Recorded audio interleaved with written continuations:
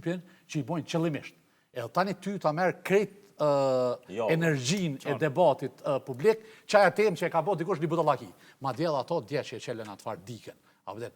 Unë mendoj që çaja është strategjikisht e bone që me ul nivelin e qytetarëve që na më morë me çato.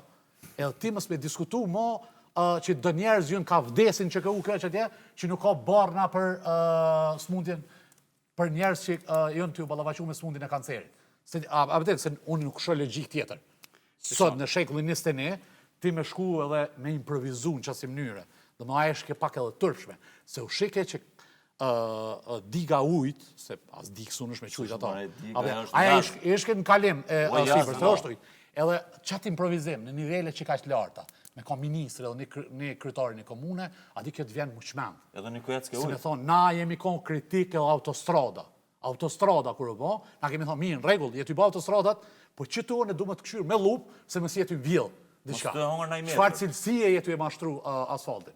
Edhe sot, para me dhe, dalin e bojnë një farë skene aty, me një 3-4 vetë, e gjirojnë vetë, se nuk i në zoni dikush, si me thotë e bo. Edhe tash krejt, gjithë dita agat, ka shku, krejt njerëz që merrmi me pjesën aktive publike dhe politike, jena morë me qatë vetë.